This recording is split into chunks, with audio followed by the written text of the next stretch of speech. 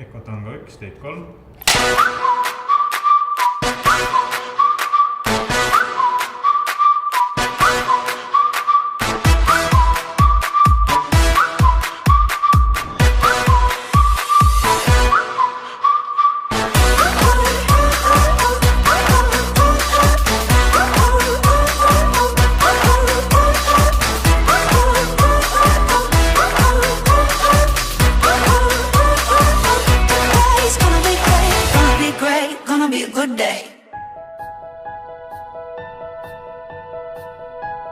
Maailm vaadatuna läbi Eve silmade on alati värvilisem. Oskus näha värve seal, kus neid täna veel ei ole, ongi teinud Evest ühe edukaima kinnisvaraarendaja Eestis. Kuna mulle on meeldinud kogu aeg nagu mingid uued põnevad asjad, siis kõige rohkem nagu alati mind on särama pannud see, et kui me saame teha midagi uut. Eve Toots on ettevõtjaks kasvanud. 1994. aastal Astri aktsiaseltsi raamatupidajana tööle asunud Eve on teinud ettevõttes muljetavaldava karjäärilennu. Tänaseks kuulub ta 13 ettevõttest koosneva Astri grupi juhatusse ja omanike ringi ning vastutab grupi kinnisvaraettevõtete uute investeeringute eest. Oma esimese õpetliku ettevõtluskogemuse sai Eve aga juba 9. klassi tüdrukuna. Kui ma lõpetasin 9. klassi, siis me sõbrannaga rentisime peedipõllu projektiga, et neid maha müüa ja sellest kasu saada. Läksime lihtsalt majandikontorisse, ütlesime, et sooviksime rentida põldu, et kasvatada peete ja meile mõõdeti välja mingi maa, kuhu siis olid külvatud peedid, siis me neid arvendasime, kõplasime, käisime rohimas. Sügisel me isegi võtsime nad ise ülesse ja panime hunnikutesse, aga kuna siis oli ikka niimoodi, et transport ei saanud tulla täpselt sellel päeval, tuli järgmisel päeval, nii et kui me järgmisel päeval läksime neid peedihunnikuid sealt lehtedelt välja võtma, see aastamisel ei ole mitte midagi. Et see tundus nagu alguses nii kummaline, siis ikka algul mõtled, et äkki me ajasime peedipõllu segamini või on mingi muu, aga tuligi välja, et neid ei olnudki. Et see oli nagu selline esimene mitte eriti meeldiv kogemus, kuid see oli väga hea õppetund, et alati, kui sa midagi teed, et sa võid ennast pühendada sinna, kuid lõppkokkuvõttes võib sul tekkida mingi risk, mis selle kasu sult ära võtab.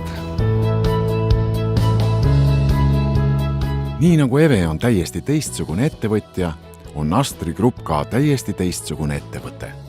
Ajal, mil konkureerivad kinnisvaraarendajad tõmbekeskustesse trügivad, liigub Astri Grupp nendest hoopis eemale. Selle asemel on nad oma arendused tõmbekeskusteks muutnud. Neist nimekaimad on kindlasti Lõunakeskus Tartus, Astri keskus Narvas, Pärnu keskus Pärnus ja hinnatud ning auhinnatud Balti jaama turg Tallinnas.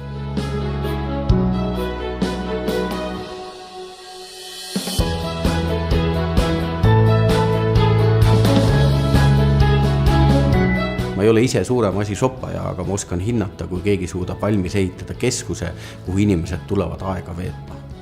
Balti jaama turg on suurepärane näide, kuidas jällegi õigel hetkel õiget asja ära tajudes on võimalik inimestele vajalik asi püsti panna nii, et linnapilt muutub sellest paremaks. Et kõik asjad on positiivsed. Kui keegi ostab midagi negatiivset öelda, siis ootan, aga ise näen küll alt positiivset.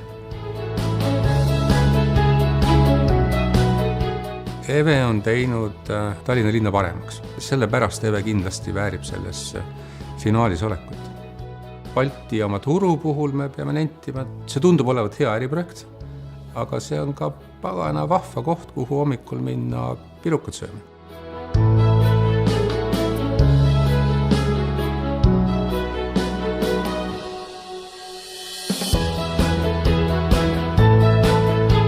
Kui eelmise aasta kevadel meile projektijuht ütles, et ta ei jõua tegeleda selle uue projekti kokkupanemisega, siis ma olin, aga mina võin seda teha. Et selles mõttes ma olen nagu kohe, et nii kui mul on kuskil tühja auku, et ma kindlasti täidan selle kohe ära.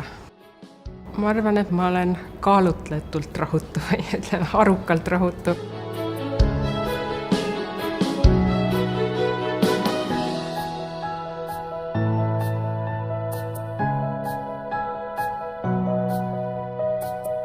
Evel on iga minut arvel, sest iga minut annab võimaluse astuda sammukese lähemale millegi suure korda saatmisele.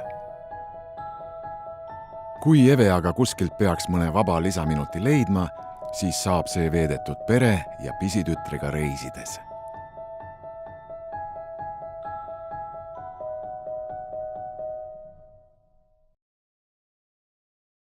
Ja siis muidugi reisil ei luba teised mul kunagi panna botaseid jalga, et kuna reisitempo läheb liiga kiireks.